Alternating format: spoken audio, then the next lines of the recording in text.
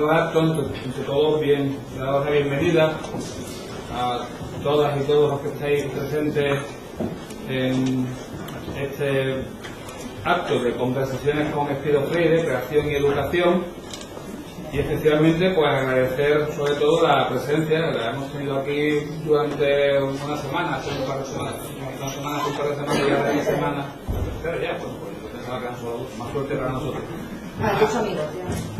A Espido Freire, escritora y mucho más que escritora, creadora, en fin, polifacética y una personalidad altamente interesante, como hemos tenido ocasión de comprobar, la que hemos podido conocer un poco más de cerca en esta semana. Por supuesto también agradecer a la presencia de Lourdes Hernández León, nuestra vicerrectora de Cultura, Participación y Compromiso Social, y también la presencia en esta mesa de don José María Fernández Vázquez, profesor de Literatura Contemporánea.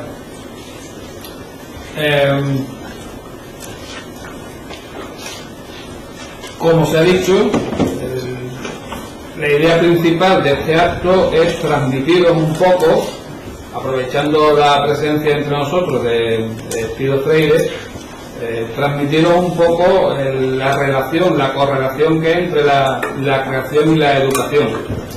Vosotros sabéis, los que estáis aquí presentes, sabéis que la universidad en su concepto es una institución que se dedica a crear y a transmitir conocimiento, y lo hace fundamentalmente pues a través de la docencia y de la investigación. Pero también es verdad, y yo creo que es algo que tenemos que mejorar notablemente, también es verdad que esos procesos de creación y de transmisión del conocimiento los hemos enfocado, como corresponde a la institución, como a la universidad, muy académicamente. Eso es verdad, pero también es cierto, tiene que ser así, pero también es cierto que eso nos ha, digamos, impedido desde la universidad abordar el fenómeno de la educación y de la creación de una forma más amplia. Nosotros hemos intentado en esta universidad que no solamente los estudiantes tengan una formación académica buena, no solamente hayamos destacado en investigación, sino que hemos intentado, a través de nuestras vicerrectorados de participación, aquí está la anterior vicerrectora de participación, está la actual vicerrectora de Cultura, Participación y Compromiso Social, y todos los que han desempeñado ese puesto anteriormente, nosotros hemos intentado que, a través de estas otras actividades, entre comillas, complementarias, pero no por ello menos importantes, de la universidad, los estudiantes, los profesores, los miembros del personal de administración se hayan podido acercar al fenómeno educativo desde una perspectiva diferente. Hay diversos talleres que van desde el teatro, desde el cine, en fin, participación a través de otro tipo de compromisos como el voluntariado. Nosotros hemos intentado darle a esta universidad un sesgo diferente, una conexión diferente, no solamente de lo académico, sino que haya un contacto diferente con la cultura y por tanto con la creación. Aún así, yo insisto, es decir, yo creo que la universidad no ha sabido adaptarse al signo de los tiempos, ¿no? En un momento en el que nosotros estamos sometidos a cambios muy importantes, no solamente a crisis, sino a cambios muy importantes. La universidad tiene que ser también receptiva, como centro fundamental de creación y transmisión del conocimiento, receptiva a esos cambios. Y uno de esos cambios es hacer transversal el proceso de creación, no solamente como una actividad añadida o importante, pero añadida al proceso académico, al proceso de docencia y de investigación, sino que la creación forme parte del propio proceso académico de clases y de investigación. Y eso es lo que se trata de poner de manifiesto aquí, es decir, de cómo podemos avanzar en que el estudiante, el profesor ya lo hace, como digo, en un ámbito académico, pero creo que debe abrirse a otro tipo de creación para poderlo luego transmitir a sus estudiantes del proceso educativo, pero sobre todo que los estudiantes entiendan que todo su proceso de estancia en la universidad, en todos sus ámbitos, desde que reciben una clase hasta que están tomándose, y aunque sea exagerado, tomándose la correspondiente cervecita en la cafetería. Es decir, todos los momentos que pueden tener a lo largo de su vida, y en el proceso educativo especialmente, todos esos momentos tienen transversalmente dentro la creación. Y tenemos que acostumbrarnos a hacerlo así, porque en un contexto en el que, como digo, nos estamos moviendo, resulta imprescindible que el germen de la creación pues florezca, porque lo necesitamos en estos tiempos. Cuando aquí se habla de emprendimiento, emprender no es solo hacer una empresa, emprender necesita del germen de la creatividad, del germen de la imaginación, de saber plasmar, tener ideas y saberlas plasmar positivamente. Y un poco esa es la idea que nos guiaba cuando propusimos a Fido Freire que tuviera un encuentro con estudiantes, con la comunidad universitaria, con los referentes de los estudiantes, para tratar de transmitir un poco esta idea y hacerlo desde quien tiene una experiencia contrastada, no solamente porque es una creadora y su dedicación a la creación a través de su obra literaria pues es patente, sino que además es creadora en otros ámbitos de su vida y de su actividad. Y aquí, precisamente, a través de Pincelada, a través de estos talleres, de estos seminarios que se han estado realizando durante estos días, lo que ha estado es participando con los estudiantes, con quien se haya querido acercar a estos cursos, participando del proceso creativo. Entonces, es importante que transmitamos desde la universidad esta conexión, esta imbricación ineludible en casi todo lo que hacemos entre creación y educación. Y ese es la razón principal. Por otra parte, ya quienes además tengáis la oportunidad de ver aproximada la obra de Fido Freire, pues podéis aprovechar también para preguntarles sobre su obra. Yo lo único que puedo decir es que me entretuve, como le prometí, me entretuve en un viaje que he hecho recientemente.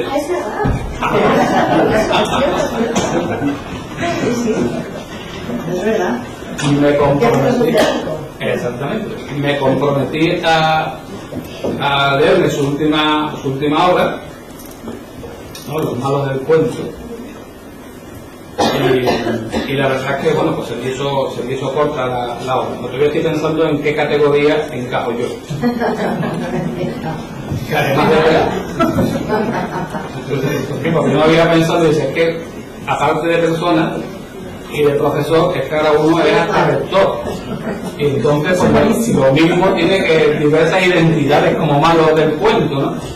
Pero la verdad es que está un ejercicio muy interesante, y entonces me pude fijar con más extensión en el apelativo, en eso, ¿no? De cómo librarse de la gente tóxica. A mí me gustó mucho eso de la gente tóxica, ¿no? Y la verdad es que después, curiosamente, ¿no? Veo que eso de la gente tóxica ahora también se ha puesto un poco de moda en determinados libros de autoayuda, ¿no? Y a mí me llamó la atención eso de la gente tóxica, pero lo que sí me llamó la atención fue el enfoque de actualizar esto a través de los personajes clásicos de los malos del cuento. Y la verdad es que, bueno, pues yo solamente quería decir públicamente que cumplí mi cometido. Me leí el libro y cuando tengamos oportunidad pues lo comentaremos, pero me pareció interesante el ver ese utilizar la simbología, ¿no? La mitología de los malos del cuento para analizar lo cotidiano de nuestro entorno, de cómo nosotros podemos encontrar siempre algún tipo de persona que se refleja desde el que te chupa la sangre hasta el que te hace el maleficio, ¿no? La brujería a través del maleficio, que no a través de un conjuro necesariamente, ni que una mirada mal. El mal de ojos no es que te haga un conjuro, el mal de ojos es que se miren mal, por decirlo finamente, que ya con eso te está diciendo mal, y eso influye. En fin, pues agradecer fundamentalmente, no quiero extenderme mucho más, agradecer por supuesto a Fido Freire el que tenga este encuentro con vosotros, y el que podamos abrir este foro en el que yo espero además que sea muy activo, que sea con muchas intervenciones, porque es de lo que se trata, de transmitir esta idea. Y por supuesto agradecer también a la Facultad de Humanidades, al decano que está aquí presente, a los estudiantes, también al profesor Moreno Mendoza, que también ha sido hecho otro tipo de creación, porque aparte de catedrático de historia de arte, si no recuerdo mal, que ya el arte es creación continua, aparte de eso, es una cosa mucho más creativa que en su territorio será alcalde de pueblo, eso sí que tiene creatividad. Igual no lo ves. Eso sí que creatividad bastante. En fin. Y por supuesto a José María Fernández, que nos acompaña en la mesa, y a todos vosotros, el que hayáis estado aquí, el que estéis aquí, y sobre todo que os animo a que participéis y a que pues tengamos un foro realmente interesante y que sea fructífero. Así que muchísimas gracias. Y sin más dilación, pues le doy la palabra a Elodia Hernández de Oro, vicerrectora de Cultura, Participación y Compromiso Social de nuestra universidad.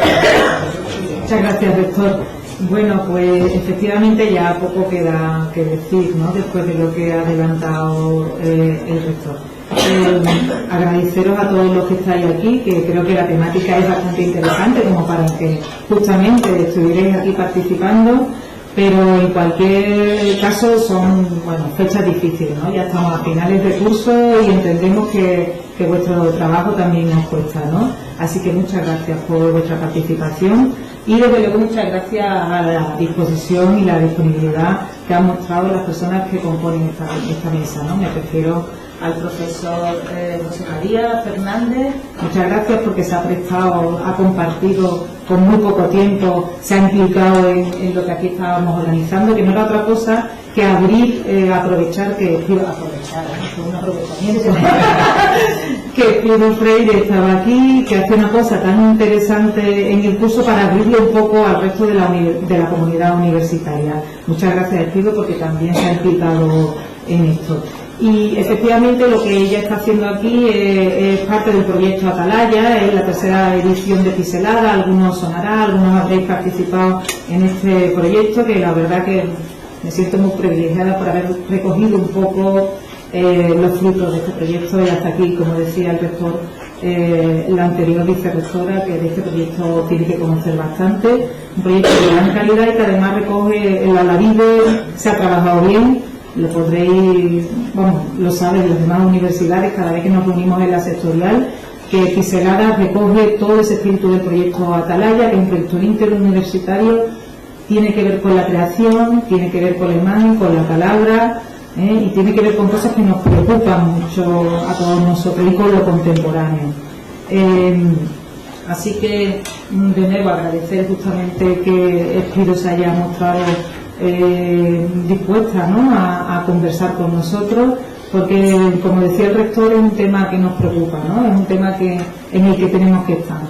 Como el arte, como lo creativo, es fundamental la educación, es fundamental en todos los títulos y en toda la educación, y es fundamental en la educación superior, y es fundamental para la cultura emprendedora, y es fundamental para la empleabilidad.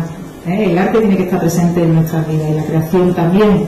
Y esto es lo que estamos intentando perseguir, que no sea una cuestión complementaria. Y de hecho lo hacemos a través de algunas actividades de innovación, a través de algunos experimentos y a través de otras actividades que el vicerrectorado pues intenta promover. Así que muchas gracias y ya dejo la palabra a quien corresponda.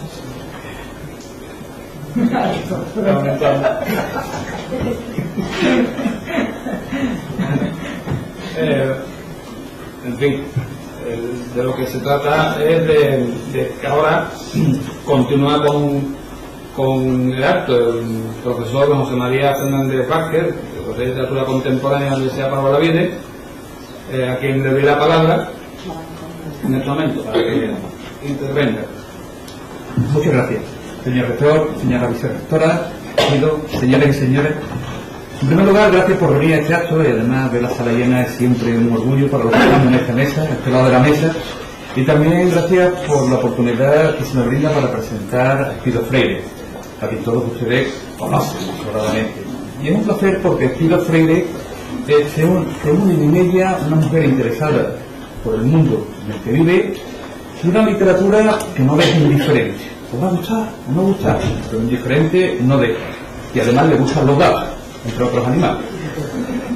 Al preparar esta presentación, esta pequeña presentación, no quiero extenderme, me pregunté sobre qué suponía o quién era Espíritu Freire. Y surgió la primera I de esta presentación. Porque Espíritu Freire es inquieta como inquietante en su obra. Y es inquieta porque la novelista conocida por todos ustedes oculta en la percepción colectiva a la poetisa de Yolanda Blanca, a la dramaturga de Palabras de Honor, a la escritora de literatura juvenil, la última batalla de Quebec, El bandido, o a la escritora de libros de viaje como Hijos del fin del mundo, sobre Camino de Santiago de Pedro Valle. Es una inquietud que se demuestra en la variedad de géneros que trata. Espído Freire es conocida por su narrativa que se plasma en los cuentos que ha recopilado en El tiempo huye, que ganó el premio NH de relato, Cuentos malvados, Fuego mío, y El trabajo os hará libre. Como novelista inicia su carrera con Irlanda, que fue galardonada con el premio francés Milleperche, que los libreros conceden a la novela Revelación extranjera, los libreros franceses. En ella, el personaje de Natalia se perfila como una mala de cuento, probablemente sea la primera mala de su obra. En 1999 apareció Donde siempre es octubre y posteriormente Melocotones de helado, Premio Planeta, y fue la escritora más joven en ganar este galardón. En ella el personaje de Elsa Grande se mueve en unos ambientes fascinantes, a veces aterradores. Otras novelas suyas son Diabolos en música, No espera la noche, Soria Moria, que obtuvo el premio Ateneo de Sevilla, que nuevamente es la galardonada más joven de dicho premio. Hasta la fecha, todos los premios que he ganado he sido siempre la más joven. Cosa que se va acabando.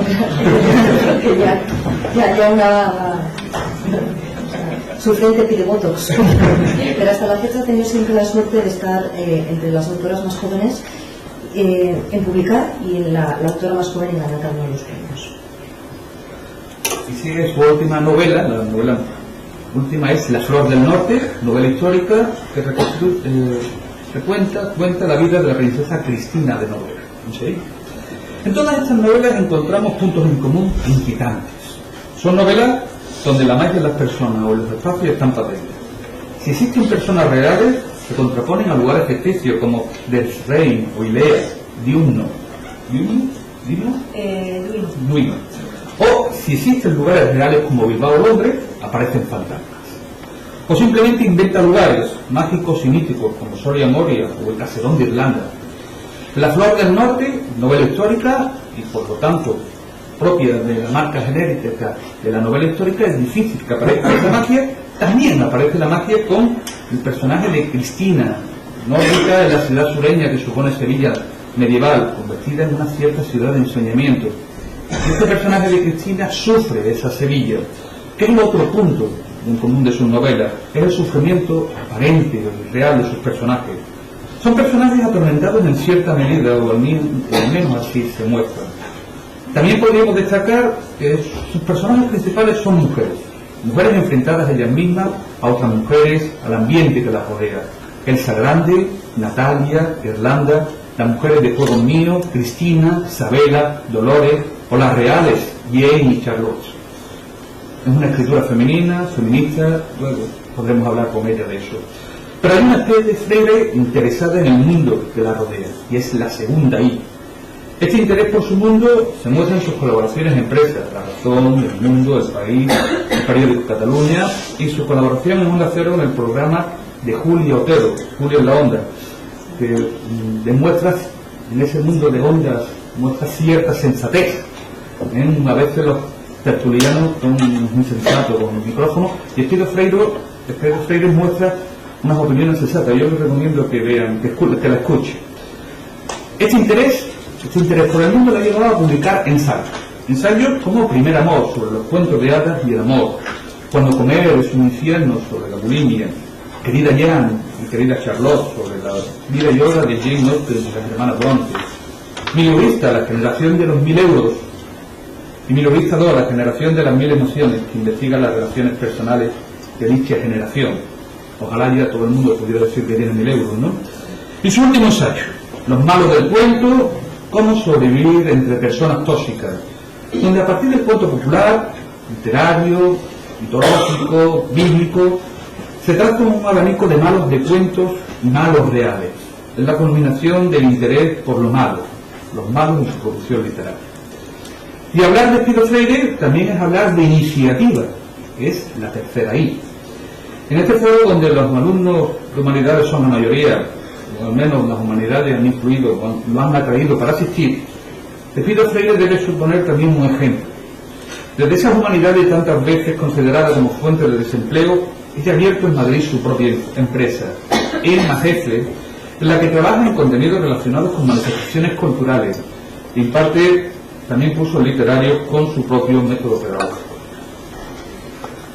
Debemos finalizar, porque lo importante es que hable ella y que hablen ustedes con ella, y nos dejamos en el tintero pues sus traducciones, su obra traducida, su obra en colaboración, su actividad diaria en ayuda con personas con dificultades, como niños, como Marcela, una mujer comprometida, inmensamente comprometida. Y después de este brevísimo repaso a su obra, estamos deseando escucharlo, yo también deseo escucharla, y que ustedes y yo también le hagamos preguntas que todos tenemos ganas de hacerse personas. Muchas gracias, José María. Yo simplemente, antes de darle la palabra a Espíritu Freire, solamente destacar algo que me parece importante que os deis cuenta, ¿no? Y aquí ha salido a relucir.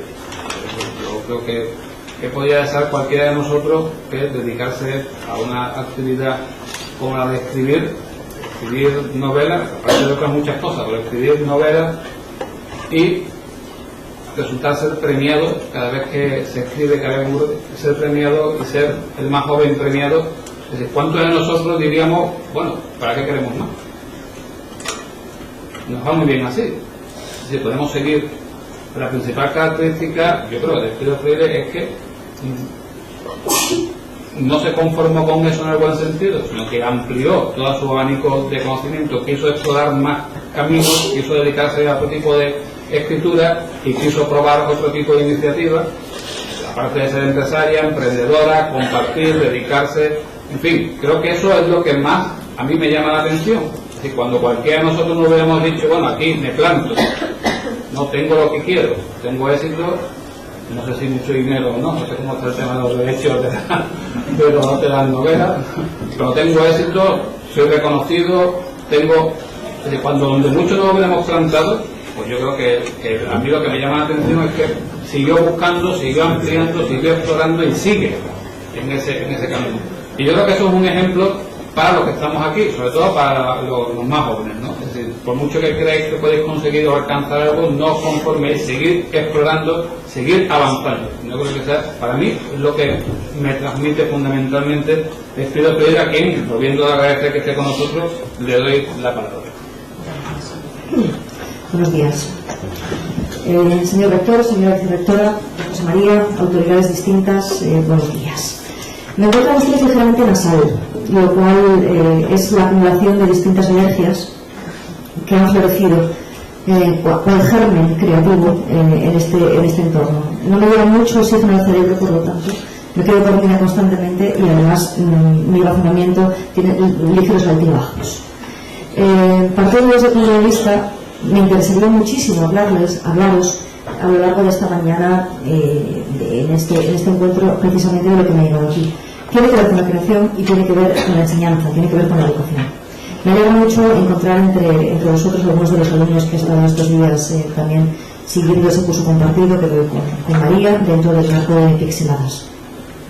Y ellos se han acercado tanto a través de la palabra como a través de la imagen, a través de su propia creatividad, hacia lo que a mí me interesa más. Tiene que ver con el mundo propio. Yo creo que de todas las conferencias y de todos los encuentros, cursos y demás que en los últimos 15 años, desde que empecé a publicar a los 23, he dado o impartido, el más sorprendente de todos tuvo que ver con una llamada que me hicieron desde Hong Kong. Me pidieron que fuera a dar clase a The Hong Kong University, está considerada una de las mejores del mundo, para estudiantes de económicas y empresariales.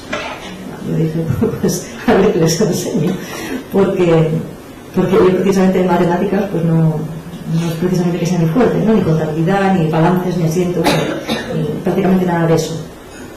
Pero era muy curioso porque era la primera universidad en aquel momento, de esto hace 6 o 7 años, en que valoraba el hecho de que sus estudiantes, siendo espléndidos, magníficos, de hecho los mejores del mundo, en su categoría, carecían de un elemento absolutamente esencial, que era la creatividad. Sabían reproducir, sabían copiar, son los mejores copiando, ¿no? Sabían gestión, sabían todo lo abstracto, pero había un elemento que se les escapaba, que tenía que ver con la originalidad. Es verdad que cuando hablamos de Hong Kong no estamos hablando de la China de Shanghai o de la China más comunista, pero aún así la influencia que había tenido el hecho de eliminar durante generaciones a profesores, intelectuales, artistas o creadores se hacía notar incluso en la colonia, que había una influencia europea más evidente. Para mí fue fascinante llegar allí y comenzar con todos los medios que me pueden imaginar, que tampoco tienen nada que envidiar los de la Pablola Ibero, pero bueno, se pueden imaginar que me encontraba allí con una serie de rostros orientales absolutamente inexpresivos, que poco a poco iban cambiando y se van involucrando cuando se les contaba algo tan sencillo como un cuento. Para mí, el hecho de emplear los cuentos de hadas, que lo hago en los malos del cuento y lo hago también en Primer Amor, implica una conexión que la mayor parte de los europeos mantenemos. Si yo les hablo del patito feo, todos ustedes van a saber exactamente de qué estoy hablando. Hablan de la metamorfosis, hablan de la esperanza, hablan de que no pasa nada por durante una temporada pasarlo mal porque habrá una recompensa. Se habla de Caperucita Roja, también. Está el bosque, está el lobo, está el engaño, el disfraz. Esa madre insensata que deja que la niña se cuele en el bosque, ¿no? Esa cría desobediente, rebelde, en pleno ataque de pavos, ¿no? Que se pone a hablar con los lobos cuando jamás debería hacer eso. Creamos, por lo tanto, un vínculo instantáneo. Sin embargo, eso no ocurre, por ejemplo, con los orientales, que han sido educados en historias y tradiciones totalmente distintas. Es como si les hablara literalmente en chino. Entonces, para mí ese encuentro fue un antes y un después a la hora de hablar de creatividad. Primero, porque no me permitía comunicarme de la misma manera en que lo hacía con la gente con la que yo estaba acostumbrada, me obligaba, por lo tanto, a mí a recrear determinado tipo de lenguaje, determinado tipo de cuestiones, y por otro lado, porque a ninguno de ellos les interesaba de verdad ni la literatura ni la creatividad. Lo que querían era hacer dinero, llevar buenas empresas, y en eso sí querían ser creativos. Y muy rápidamente aprendieron, eran apenas unas sesiones, ¿no? Aprendieron que donde ellos podrían tener la diferencia, donde podrían competir en un país que tiene 1.000 millones de habitantes, de los cuales ellos eran la élite de la élite, tendría que ser con la diferencia en la competitividad creativa. Ya no les valdría con crear, no les valdría con copiar, no les valdría con importar modelos, ellos mismos tenían que crear una serie de cuestiones, desde el diseño de moda hasta cualquier cosa relacionada con la arquitectura, con la ingeniería. Tenían que aprender a, desde ellos mismos, desarrollar proyectos propios. Y eso se puede aprender, y por supuesto se puede enseñar. Es decir, a ser creativo se aprende, se motiva.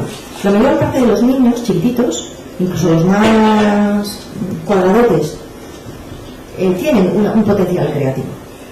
Se les reeduca diciendo: uy, pintas fatal, uy, qué bien oído, qué buen oído tienes, no hagas eso no se toca. ¿Pero por qué estás pintando la pared? ¿Pero qué tontería estás diciendo? Deja de mentir. Es decir, se nos va reeducando o potenciando según qué tipo de cuestiones. Muchas veces la creatividad tiene que ver con el desaprender según qué ideas y qué limitaciones tenemos. Hoy es martes, ¿verdad? El viernes me encontré en Valladolid hablando en un congreso acerca de la idea de emprender. Y yo les hablaba de un elemento que me parece esencial, que tiene que ver con la vocación. No porque todos podamos ser buenos en algo, ¿no? Con un talento natural. Hay gente que sí y hay gente que menos. Hay gente que tiene más habilidades y otros porque somos más torpes. Pero sí que hay una garantía. Algo que nos guste de verdad nos va a llevar más tiempo. No tendremos la sensación de perder energía en ello, sino que la ganaremos. Y sobre todo hay más posibilidades de que podamos triunfar haciendo algo que realmente nos gusta que haciendo algo, bueno, que está bien, que nos conviene, que nos ha entretenido. Las preguntas que me hicieron en ese encuentro eran principalmente: ¿y yo eso cómo lo sé? ¿Yo cómo sé qué es lo que de verdad me gusta? Y es una pregunta muy extraña, que no debería hacerse, ¿no? Que no debería ni siquiera plantearse, pero que demuestra hasta qué punto se ha errado dentro de la educación. Independientemente de una ley o de otra ley, yo por ejemplo estoy en franco desacuerdo con la ley actual, la que está siendo ahora mismo motivo de polémica, la ley Wert. Me parece que realmente aporta muy poco y corrige también muy poco. Pero independientemente de ese tipo de derivas que tienen que ver con lo ideológico principalmente, nos demuestra que la cosa se está haciendo mal cuando alguien no sabe qué es lo que le gusta hacer. Es instintivo, nace. O sea, ¿qué nos gusta? Cantar, bailar, aunque seamos patos. No hace falta ser un profesional del baile para dedicarse al baile. Se puede hacer otro tipo de cosas. Nos gusta algo creativo o algo no creativo. Hay gente que se siente perdida frente a la idea de arte, pero que sin embargo, si le da un papel, un lápiz, un esquema, son fantásticos gestores o buenos organizadores. ¿Qué es lo que les gusta? Cuando se aburren, ordenan armarios. Hay gente que cuando se aburre sale a dar un paseo. Hay magníficos deportistas. El gran problema que tenía mi generación era que había muy pocas carreras. Todos hacíamos derechos empresariales, medicina, enfermería, y luego estaban las IAS, filología, psicología, sociología, pero realmente había muy pocas. Después se comenzó a diversificar. Y hubo un momento en el que prácticamente cada ciudad tenía universidades y prácticamente cada una de las facultades florecía pues de la manera que les parecía más conveniente o en la que había una carencia. Pero la mayor parte de las veces nos seguíamos rigiendo o bien por la nota de corte o bien por las expectativas familiares. Para la mayor parte de la gente, los 18 o los 17 años es demasiado pronto para reconocer cuál es una vocación auténtica. Aún así, estos años universitarios son básicos. Yo, por ejemplo, comencé una carrera musical. Estudié música desde que era muy chiquitita, pero bueno, luego entre los 11 y los 19 años me dediqué profesionalmente a ello. Era un caso un poco raro, pero bueno, me pasó. Lo decidí abandonar. No me gustaba, no me llenaba. Parecía que era una posibilidad incluso para cosas que sí que me gustaban. A veces se confunde la vocación con lo que está alrededor de la vocación. A mí me permitía viajar, conocer idiomas, me permitía una actividad siempre nueva y me permitía, por ejemplo, ser el objeto de atención en un escenario. Y todo eso me gustaba. Tenía claro que tenía que formar parte de cuál sería mi trabajo, mi oficio.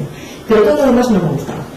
No me gustaba la competitividad, no me gustaba el repetir constantemente algo. Y para la música no hay más. Bueno, como para cualquier cosa, ¿no? Pero en el caso de la música además yo era un personaje, porque cantaba, no me dedicaba únicamente a interpretar, al piano, por ejemplo, o con el violín.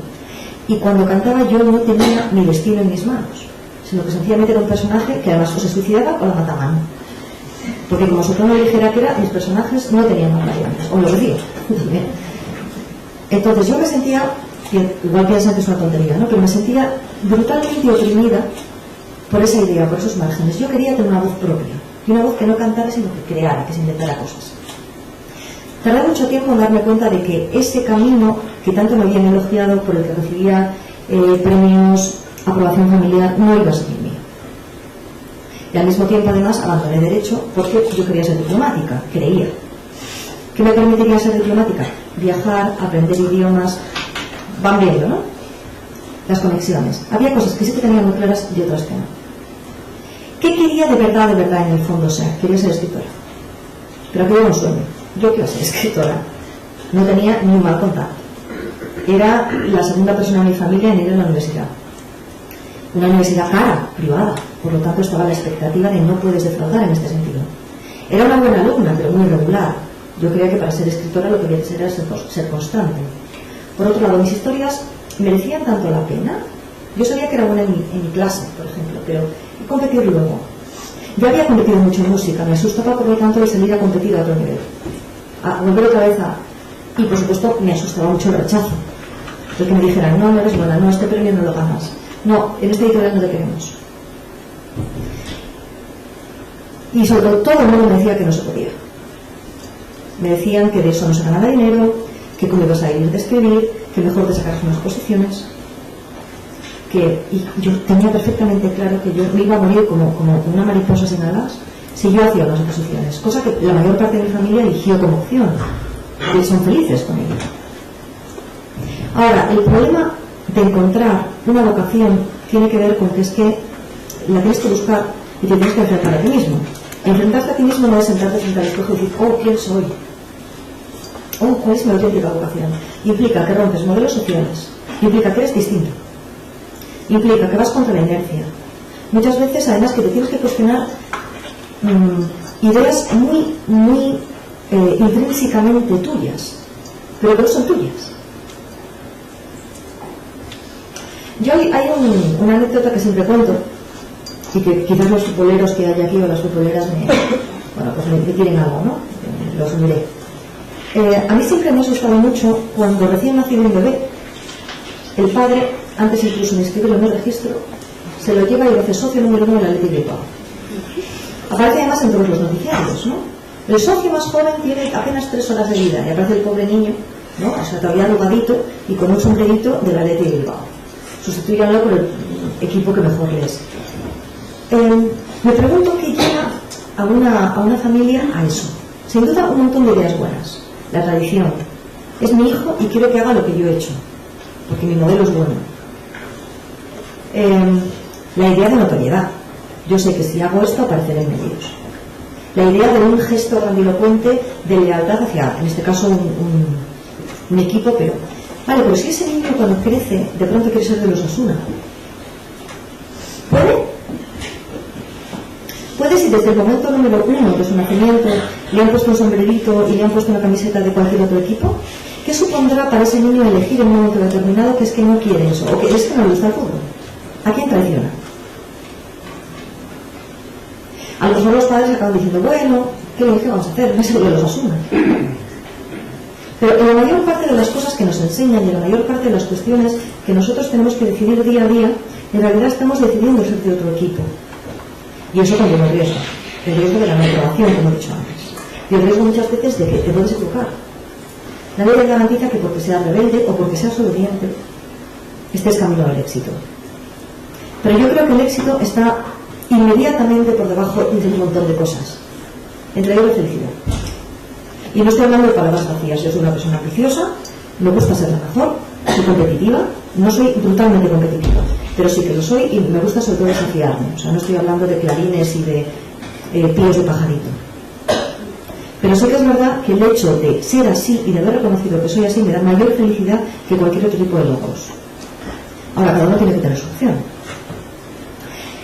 Volvemos a la idea del pensar de la forma creativa. Como he dicho antes, se opone a muchos de los márgenes en los que nos han encorsetado, pero también nos permite algunas de las cosas más bellas que se pueden hacer en la vida, que tiene que ver con vincular cosas que de verdad queremos y que de verdad amamos en una única. Por ejemplo, el señor rector decía que por qué, o se preguntaba que por qué, después de haber ganado una serie de premios o de haber conseguido según qué tipo de logros, yo no me había quedado en casa escribiendo. Bueno, yo no me quedé en casa escribiendo en aquel momento porque yo tenía perfectamente claro que no quería ser una escritora cuyos libros estuvieran únicamente en librerías. Para mí hay una reflexión que tiene que ver con la comunicación y que tiene que ver con el hecho de expresarse en modelos, formatos y cuestiones totalmente distintas. Es muy de mi tiempo. Estamos viviendo el proceso según el cual el libro está saltando del papel al ebook, pero también a la aplicación, pero también a las marquesinas. Muchas veces diluimos la diferencia que existe entre una historia que nos cuenta un medio formal o serio y, por ejemplo, una historia que nos cuenta la publicidad. ¿Dónde está el término del arte? El cuestionamiento del formato, por ejemplo, que es uno de los grandes problemas que tiene ahora la literatura y también la educación, es algo que para mí es inherente, lo he vivido desde hace ya muchos años. Por lo tanto, para mí era absurdo a mi edad plantearme el que únicamente fuera publicada en papel. Y lo intenté llevar un poquito más allá. Don José María hablaba del I, ¿no? Yo a mis alumnos lo que les digo constantemente, y hay por aquí algún testigo que puede decir que no miento, es y sí, no y. Y solamente añade, pero y sí cuestiona. Entonces, y si... ¿Qué me gustan? Aparte de los gatos. Me gusta la moda. ¿A quién no, no? Me gustan los zapatos. Nunca se tienen suficientes zapatos. Ni fulares, ni anillos, ni complementos. ¿A qué sí? O sea, ¿tenéis suficiente vosotras, chicas? O sea, esa escena terrible, que mis amigos ya se ríen de mí, ¿no? Yo abro mi armario, saco una foto, los vestidos están prohibidos, es decir, abro la puerta y aparte de entrar una gata en el armario, los vestidos adultos, así, ¿no? Saco una foto y digo, no tengo nada que poner. Pero es cierto. ¿Qué tiene la moda interesante, por ejemplo, para mí? Aparte de que mi mamá era modista.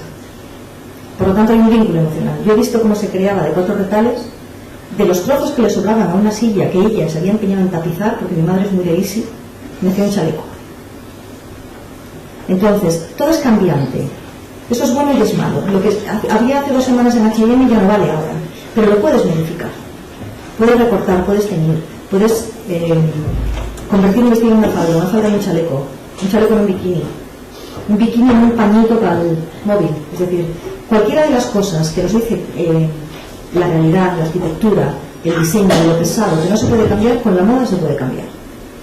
El problema está que la moda sea uniforme, es decir, que todas vayamos de verde lima, porque que los señores lleven una especie de anchoa escurrida o una corbata súper ancha, porque la moda indica eso, ¿no? Entonces, para mí, la idea de lo versátil, de lo cambiante, la idea de que es que me aburro rápidamente, claro que tengo cosas que ponerme, pero ¿cómo voy a poner este trapo? Además me hace ruido, ¿no? La idea del rediseño corporal a través de la ropa es muy interesante. ¿Se acuerdan señoritas, se acuerdan hace un par de años de esa especie de moda de vestidos globo que no favorecía a nadie? Íbamos todas convertidas en una especie de modelos de la Tarde de la Prada, pero con colores sensatos, pero no le favorecía a nadie, no decía, ni te permitía lucir cadera si la tienes, ni te permitía cintura, ni te permitía pecho, sencillamente te uniformaba, y por lo tanto para cualquier persona que tuviera complejos no estaba mal porque lo cubría todo. La cuestión estaba de qué forma lo lucíamos, si lo que estaba abajo era deforme o no. Pero es muy curioso porque muy rápidamente hemos pasado otra vez a una silueta entallada. No nos hemos cuestionado por qué. Han aparecido y nuevamente aceptamos que nuestro cuerpo se tiene que modificar a ese tipo de ropa. Ahora, ¿dónde se han quedado los vestidos globos? Dentro de aquello que no me puedo poner aunque me atiborre las manos. Lo interesante, por lo menos para mí, es no solamente saber que la moda cambia, que la moda te adapta al cuerpo y te adapta a la mente, sino sencillamente que se puede incorporar a otro tipo de elemento creativo. Puede ser una forma de expresión. Hace unos años coincidió en una conferencia que se dio el caso en que compartíamos mesa Mikel Urmeneta, es decir, el diseñador de Tukusumusu. Os sonará, ¿no? Es camisetas, bueno, es de todo, ya tiene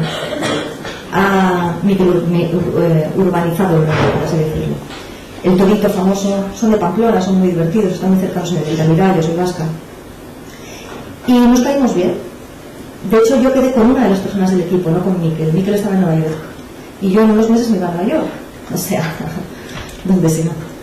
Y quedamos en Nueva York, en un sitio muy determinado en el que me dijo: me conocerás, soy un yeti navarro. Me encantó esa definición, porque ¿qué significa ser un yeti navarro? Sabemos más o menos qué es un yeti y sabemos más o menos qué significa ser navarro. Pero ¿y en Nueva York? ¿Y en un bar? Claramente yo identifiqué al yeti navarro. Porque la imagen se había convertido en un símbolo. Y no puedo pensar en Mikel de otra manera ya. Es decir, ¿a qué asumimos la idea de yeti? Peludo, tiene mucho pelo por todas partes. Grande, un poco torpón, generoso, divertido. ¿Qué más? Y eso añádele navarro. Expansivo, le gusta comer. Posiblemente buena gente. Posiblemente franco, expuesto. Solamente ya con esa definición yo supe que me iba a llevar bien con él. Y me llevé bien con él. Y me dijo: vamos a trabajar juntos. Yo, lo primero que se me ocurría era, pues no sé, ¿cómo? Él decía: a ver, ¿tú qué haces? Pues yo cuento historias. Vale, ¿puedes contar historias muy cortitas? Sí. Es que yo las cuento solamente de un golpe de vista, las cuento a través de la ilustración.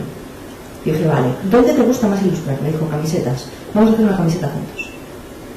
Entonces él ilustró la camiseta y yo incluía un microcuento, pero que no era el eslogan obvio. Estaba oculto en la camiseta. Por lo tanto, había un elemento de complicidad. ¿A cuánta gente te acercas lo suficiente como para que, si levantas la parte de abajo de tu camiseta, lo cual implica rollito cervecero, tu ombligo, ¿no?, para que lea cuál es la parte que está oculta? Y sobre todo es el juego. ¿A quién le enseñas? ¿A quién no? Si no, es una camiseta normal. Pero el mensaje que está detrás es otro.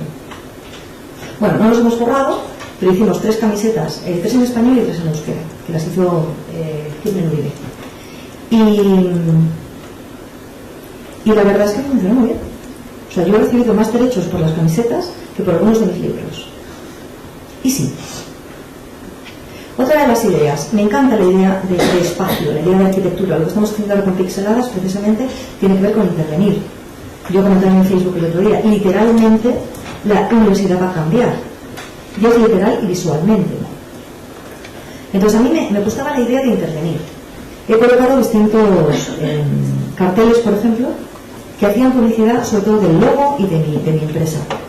Pero lo que me parecía más interesante fue una idea que se hizo en Zaragoza, en un pueblito de Zaragoza, que está casi asimilado con la capital, que era publicar mi libro, microcuentos, cuentos malvados en farola. Entonces, era un paseo que se había ampliado, que estaba pensado para que los abuelos llevaran a merendar a los niños. No había árboles, a diferencia de en la universidad. Era feo a rabiar entre nosotros. Pero el alcalde, que por cierto también era profesor, y además era director del instituto, acumulaba todo el poder joven, ¿no? Se le ocurrió que una de las ideas interesantes para los niños y para los abuelos, que era para quien estaba pensado ese espacio, era que se pudieran detener en cada una de las farolas y leer. Que el niño leyera si estaba aprendiendo ya a leer, o que el abuelo lo hiciera. Por lo tanto, se fomentaba esa idea de interacción. Me pidió únicamente los derechos. Y yo dije, fantástico, es precisamente lo que necesitamos. Necesitamos que un libro sea publicado en las farolas. No hay un texto. Los textos están ya en las bibliotecas, eso ya lo tenemos. Hay 1000 personas que lo pueden hacer muy bien, la maquetación, la ilustración, también permite trabajo, ¿no? Permite que se entienda gente que nunca hubiera pensado que podría participar en un libro. Pero la otra vuelta. De lo último que he estado haciendo, por ejemplo, han sido cabeceros de cama. Hay una parte de diseño, nuevamente, imagen, dibujo, chapa, contrachapado, pero hay otra parte que es los cuentos que nos cuentan cuando somos chiquititos antes de irnos a la cama. Por lo tanto, había un panel móvil con distintas palabras, esas palabras rotaban y podían conformar o bien una frase o bien conceptos sueltos. Lo está haciendo una empresa de Castilla y León. Vamos a ver si funciona o no. La mayor parte de mis proyectos no funcionan a corto plazo. Al cabo de algún tiempo alguien llega y de pronto considera que puede ser interesante. Pasó también con el programa pedagógico que hice para enseñar de creación literaria. Yo tuve que aplicarlo por mi cuenta, yo tuve después que dirigir a ejecutivos que necesitaban saber oratoria, cómo expresarse, cómo escribir, cómo contar una historia en público. Pero ahí es donde está lo interesante. Por un lado hay que ser muy inquieto, pero por el otro hay que tener constancia. Es de lo que he aprendido yo más respecto a la empresa y lo que más me ha costado, porque yo soy dispersa e impaciente. La típica niña que no se centraba en nada. Entonces, el elegir un buen equipo, el tener un buen socio, yo no tengo socios, pero sí que tengo empleados, ¿no? El hecho de que alguien te calme, te vaya llevando, o sencillamente que puedas delegar, implica también lo primero que os he comentado, que hay que conocerse. Y conocerse implica también que las debilidades hay que aceptarlas. A mí me encantaría ser disciplinada, constante, como mi hermana, por ejemplo, pero no lo soy. Me paso a poner mucho más esfuerzo, cambiar eso, que conseguir integrar en mi personalidad. Que alguien me obligue a ser. Entonces, la mayor parte de las cosas, como digo, salen a través de cierto tiempo. La constancia, la paciencia, la fe en uno mismo. Y el reconocer que a veces está equivocado y no pasa nada. O sea, si se emperra uno, entonces que tiene que salir por acá y no va a salir. Y no va a salir porque no gusta. Y ya lo último, que justamente ahora antes de entrar en la conferencia estábamos haciendo, don José María ha dicho que yo soy una persona que se involucra, que se implica, es cierto. Cada uno de mis libros no es casual, independientemente de que haya tenido mayor o menor venta o reconocimiento, premios o no premios, ¿no? Cada uno de ellos tiene una razón de ser profundamente conectada a lo que yo considero que es el mundo. Que haya aparecido ahora Los malos del cuento tiene que ver primero con una madurez mía y tiene que ver también con que he empezado a darme cuenta de que yo soy muy tonta, que he confiado en mucha gente que no se lo merecía, que he entregado mi corazón entero o a pedacitos, ¿no?, a mucha gente que tampoco se lo merecía. Pero lo curioso es que es salido de esa parte de lloriqueo, es decir, ay, qué mala suerte, qué mal elijo, qué ingenuo, y he empezado a darme cuenta de que la mayor parte de nosotros nos pasa. Juzgamos mal, nos equivocamos, juramos no volvernos a enamorar, nos volvemos a enamorar, juramos que no, que la siguiente junta de vecinos nos van a quemar, nos timan. Es decir, tenemos una serie de asociaciones que son complicadas. Entonces, cuando escribí Los malos del cuento, yo quería hablar de la gente que era así y de por qué las víctimas caemos con tanta facilidad. Es muy reconfortante de todas maneras que el señor rector haya empezado a reconocerse en alguno de los personajes. Los malos de verdad ni siquiera se cuestionan si son malos o no. Sencillamente actúan de una forma determinada porque los compensa, les conviene. Nosotros a veces somos un poquito malos y luego está el remordimiento, está la culpa, está la mentira. No pasa nada por ser un poco malos, ser totalmente malos ya tiene más delito. Entonces, en el libro hablo de eso, pero no me basta tampoco. Entonces, lo que estoy intentando hacer ahora y me ha llegado ya el presupuesto, es desarrollar una aplicación que nos permita, de una forma casi de test, el descubrir si las señales que nos están enviando proceden de personas que son un poquito malas o que son realmente malos. Entonces, vamos a buscar patrocinador porque obviamente es una cantidad de dinero que ahora mismo pues no, en el bolsillo no llevo. Pero me parece que puede ser muy, muy interesante. Hay tesis para todo. El Cosmopolitan los trae, pero la cuestión está en un momento determinado en el que recibes una señal que es errónea, un desplante, una mala mirada, como hemos dicho antes, ¿no? ¿Qué pista nos puede dar? ¿A qué tipo de vampiros, ogros, madrastras, personas negativas ataremos? ¿Cómo somos? Entonces, cuando yo trabajo en una historia, cuando trabajo en una obsesión como es la de la maldad, intento que no se quede únicamente en eso, que no sea únicamente una relación entre la historia y yo. Eso sería demasiado egoísta y sobre todo no me permitiría crecer. Y como empecé tan joven, creo que todavía hay mucha posibilidad de crecer. Hay gente que con 80, con 90 y pico años, San Pedro, Ayala, han continuado trabajando. Me pueden quedar con un poco de suerte hasta 40, 50 años, dependiendo de la expectativa de vida. No puedo, por lo tanto, sentarme en casa a escribir. Vosotros estáis en el mismo caso. Sois unos pipiolines de 20 años. Salvo el insultante juventud de alguno de los profesores que anda por acá, ¿no? Entonces, el camino no está hecho. Las posibilidades que tenéis de afrontar de una forma creativa cualquiera de los elementos en los que estáis, aunque muchas veces los de humanidades parecemos condenados únicamente a la enseñanza, ¿no? Aunque hay un momento precisamente tan negro en el que nos estamos moviendo, nos obligue o bien a emigrar, no pasa nada. Es duro, pero no pasa nada, otra gente lo ha hecho antes. Se puede volver. O nos obligue a reconducirnos, tampoco pasa nada. La mayor parte de la gente no acaba trabajando lo que pensaba que hacía. O nos obliga incluso a ser más pobres de lo que éramos antes. Nuestros padres pensaban que, pero es que la situación es esta, tampoco pasa nada. La cuestión está en que nada de lo que tenemos ahora mismo va a durar siempre. Lo bueno ni lo malo. Y eso es muy reconfortante, pero también es una gran cura de humildad.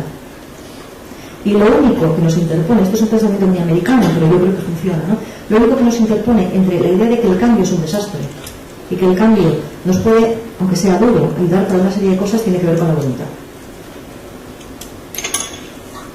Me gustaría que el final de esta charla fuera precisamente un intercambio de ideas entre lo que pensáis, lo que habéis generado, las preguntas que creo que hay ya planteadas y las que puedan surgir. Pero sí que me gustaría volver a insistir en los puntos esenciales, ¿vale? La creatividad no solamente es ahora mismo rentable, es absolutamente imprescindible. La creatividad no se fomenta sin un autoconocimiento crítico y sin una cierta valentía frente al entorno y frente a nosotros mismos. El cambio no siempre es bueno, pero no es malo, no necesariamente es malo. La voluntad, la paciencia y la humildad nos pueden llevar mucho más que el propio conocimiento. Y luego hay otra cosa, el conocimiento no es algo estanco, no pasamos 5 años en una universidad y a partir de ahí empieza la vida. Lo hemos dicho antes, a través de una conversación, con unas cañas o con un Yeti Navarro, a través de un cuestionamiento, a través de la propia necesidad. Tenemos la obligación de seguirnos formando, de ser personas inteligentes y, ya por último, es un pensamiento que quizás a mí me han inculcado demasiado, lo tengo muy presente, pero bueno, yo sé que sí, ya está, ¿no? Me gustaría transmitiroslo. Todo ese conocimiento, toda esa valía, toda esa inteligencia, toda la capacidad, todo aquello que nos hace ser mejores personas no se puede quedar en uno mismo. Hay una especie de obligación implícita como ser humano de ser útil a la sociedad. Sea la sociedad vuestra familia, vuestro entorno, o os impliquéis de una forma ideológica, de una forma política, me da igual. La cuestión está en que aquello que no se da se pudre. Por lo tanto, cuando estamos hablando de un oficio, estamos hablando de un trabajo, el más banal o incluso el más interesado, si no existe esa idea de compartirlo o esa idea de alguna forma fructificar, la mayor parte de las veces no nos hace ser más felices. Y como he dicho antes, esto iba de educación e iba de creatividad, pero sobre todo iba de intentar ser un poco más felices. Que a la postre es lo único realmente que importa, lo único que nos llevamos, si nos llevamos algo. Y ahora estaré encantada de contestar a cualquiera de las preguntas que tengáis.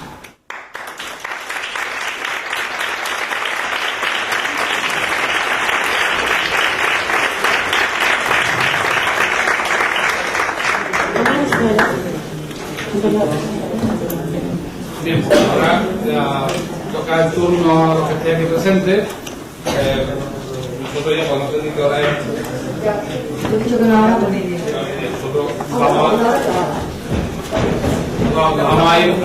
vamos a tener que ausentar porque toda la gente del resto continúa trabajando con una aplicación que te pueda despejar cosas. Pero vamos, yo lo único que se llama secretaria. sí, porque se haga así sobre la marcha, no tan automáticamente. Pero vamos, yo lo único que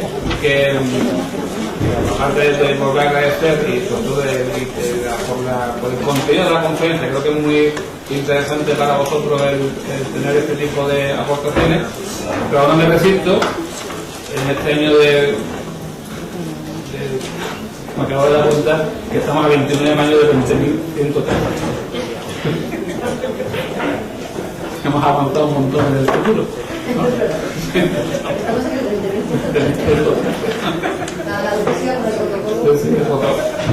Estamos en el protocolo del 20.113, ¿no? Simplemente decir que a mí lo que me llama mucho la atención es la aplicación esa para descubrir gente. Sí. Lo mismo, si tiene una pequeña aplicación para la gente que paga impuestos, la patrocina Montoro. En este caso, sí que me quedaré con ello porque me parece que vamos a probar. Muy bien, pues entonces, como nosotros vamos a tener que, desgraciadamente, ausentar, no gustaría tener debate, pero yo le voy a pedir a José María que haga un poco de moderador y, bueno, pues simplemente que lo paséis lo mejor posible y que saquéis aquí adelante ideas, que propiciéis debate, que es lo que se trata en este tipo de actividades. Muchísimas gracias. Muchísimas gracias.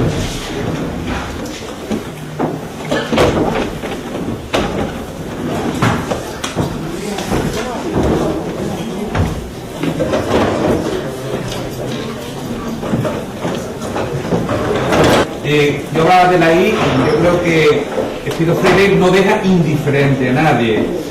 Creo que lo que ha tratado, ya para que ustedes se lancen directamente a preguntarle, ya he visto que él tiene una pregunta y luego también dentro del acto había la posibilidad de que mandaran las preguntas, enviaran las preguntas con antelación y Espido pues la contestaba. También tenemos aquí una pregunta de Anne Becar para que luego también las haga y Espido conteste. Sí. Estamos con el muchacho que levantó la mano y a continuación Anne tiene tú la palabra y usted luego. Hola. Buenos días. Si dices tu nombre, pues... Sí, yo me llamo Juan. Juan.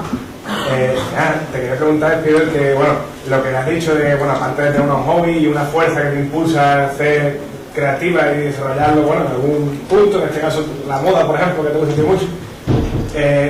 La pregunta es, ¿cuándo te nace la fuerza esta de decir lo que realmente quiero hacer va a ser útil y va a ser, quiero decir, va a tener una demanda? No se va a quedar en un olvido, en un océano. Yo, por ejemplo, me pasa, sé que soy creativo, tengo también mis hobbies, quiero desarrollarlo. O sea, igual que hay personas que se leen un libro y se quedan genial, pero nunca se plantean en escribirlo, pues hay mentes creativas que dicen, pues sí, pues adelante, yo también quiero. Pero entonces, por ejemplo, vas a una librería y ves tantísimos libros y tanta abundancia, tanto, no sé. Entonces, ¿en qué momento te das la fuerza suficiente para emprender y no quedarte ahí? Tiene mucho que ver con la madurez. Hay gente que no tiene esa fuerza, porque la recupera después de haberse jubilado, porque el cumplir según qué edad no significa esa idea de madurez, ¿no? Tiene que ver con la seguridad en uno mismo. Yo hay veces en que a la FNAC no voy, porque me pasa lo que tú dices. Mi libro, El pobre, luego además mi madre siente lo mismo, entonces la pobre mujer me llama y me dice, hija, es que no sé, es que no veo tu libro. Solo me veo y me dice, chaval. Vale, no te preocupes, no pasa nada. Y tiene que ver muchas veces con que no solamente tienes que ser creativo, sino que tienes que ser sensato.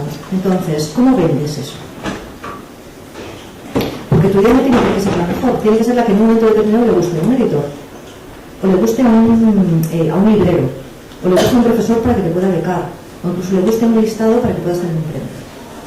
Entonces, el equilibrio entre que eso no te haga venderte o no te haga condicionar tu obra, y por otro lado, la sensatez de decir, es que yo apuesto por esto porque creo que a mucha más gente le puede gustar, es la clave. Por hace esa fuerza, a veces haber tocado fondo. A veces, por ejemplo, a mucha gente le está ocurriendo ahora, llevaban 10 o 12 años trabajando en algo que no estaba mal, pero no les apasionaba, y les despiden. Y de pronto dicen, ¿qué hago yo? Ya tengo 36, 35, 38 años. ¿Qué he hecho durante estos últimos años? Y además me han despedido.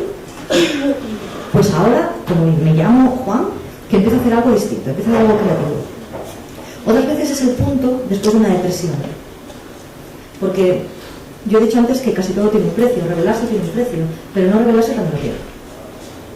En el caso mío, por ejemplo, el salir de la música y no haber salido antes me costó una bulimia. Me costó una enfermedad mental asociada a un trastorno de la alimentación. Y no me curé del todo hasta que no empecé a hacer cosas que realmente me gustaban. Es verdad que mi carácter es muy particular, muy creativo, muy poco dado a la autoridad, no soporto bien la autoridad y por eso enfermé.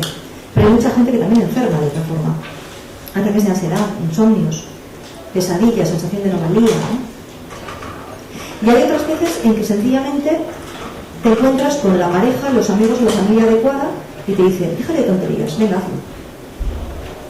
Ahora, si no tienes nada de eso, ni has tocado fondo, gracias a Dios, ni tampoco has tenido un punto de inflexión, y tampoco tienes una familia tan maravillosa como para que, pues llega el otro elemento, que es el del reconocimiento, y que si las 2 primeras veces te sale mal, no pasa nada.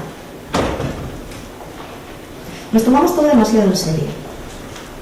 Yo creo que ahora además en el ambiente en el que nos encontramos todo se agarra más, se hace más profundo, es como si cada decisión fuera esencial. Como he dicho antes, es un modelo más americano el que yo propongo, ¿no? Pero la pura verdad también te enseña. A lo mejor no consigues publicar tu primer libro a la primera. Yo no lo pude publicar a la primera. Mi primera editorial, que fue Ana Garman, me rechazó. Un disgusto. Jamás publicaré, ya tengo 22 años. 15 días más tarde me aceptó un agente. Y 2 meses más tarde publicaba con Planeta. La cuestión está en que si yo no hubiera continuado buscando, tampoco hubiera tenido ni esa fuerza. Lo primero me hizo reforzarme un poco en mi idea, pero lo segundo, como fue un premio, me reforzó. Entonces, esos refuerzos los tienes que mantener. Que te tienes que poner cartelitos en la nevera, póntelos. Que te tiene que llamar alguien querido por las mañanas y decirte, muy bien, lo vas a conseguir, hoy escribes 2 páginas. No sé, soborna a alguien. ¿Y qué fórmulas puedes tener para que te centres en ese objetivo? No hay fórmulas mágicas tampoco, hay días malos. Yo no sabía lo que era una noche sin dormir hasta que monté la empresa, por ejemplo. Yo estaba a punto de tirar la toalla 7.000 veces. Y luego hay una parte de orgullo, de pujanza, de decir, bueno, venga, mañana es otro día, ya veremos. Fórmulas mágicas no hay. Cuanto mejor te salen las cosas, más fácil es. Pero para eso tienes que pelearte para que salgan bien. No sé si te ha respondido bien. Ana.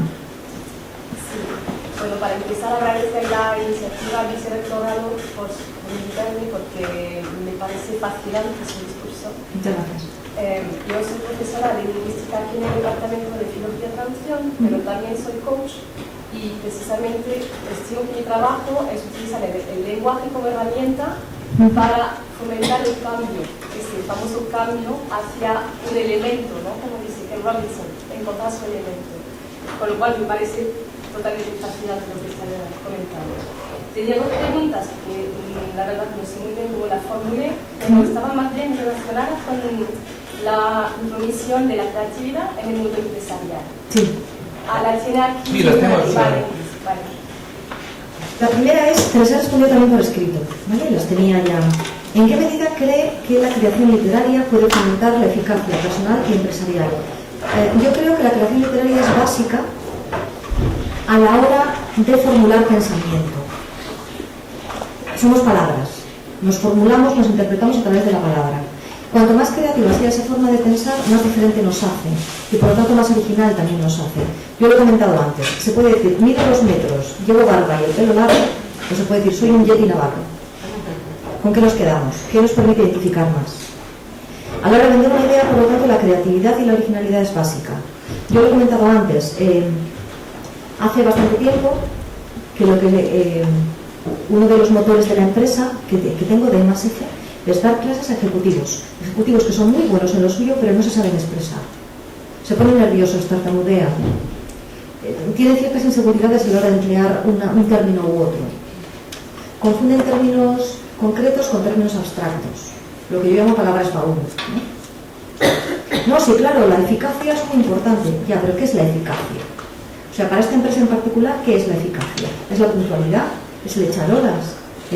Por lo tanto, la creación literaria, tanto en su manera abstracta como puede ser la narración, ¿no? Ahí el coaching tiene mucho que ver, como en su forma más concreta, es decir, la de elaborar el lenguaje, creo que es absolutamente básica, y más ahora. Y más si lo podemos hacer en varios idiomas. No es lo mismo hablar inglés, francés o alemán, da igual, que el poder elaborar metáforas o símbolos en ese idioma. Ahí es donde de verdad creamos, donde de verdad hacemos propio. Y la segunda pregunta es, ¿qué papel tiene el coaching en su metodología formativa? ¿Cómo se enlaza con la creación literaria?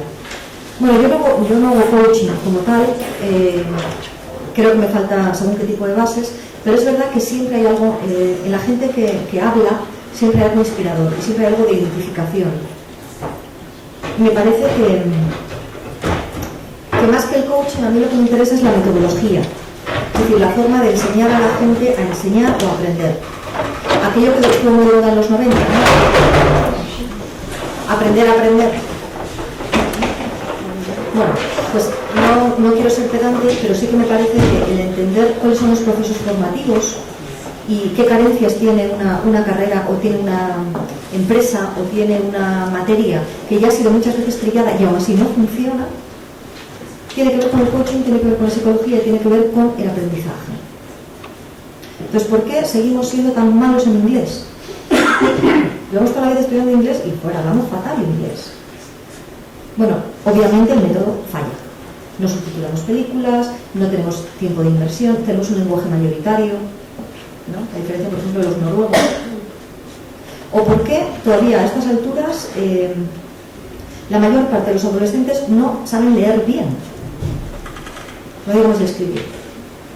Es decir, leen porque están alfabetizados, pero no comprenden según qué tipo de cuestiones. Estamos perdiendo de vista ¿qué? La madurez, por ejemplo, formativa. La forma en la que se enseña a escribir, que ha ido variando a silábica, no silábica, por agrupación. ¿Qué estamos haciendo? Entonces, todo eso me parece que tiene que ver con mi interés por la docencia y que se puede aplicar incluso a las emociones. Y la base siempre para mí es la palabra. Caballero.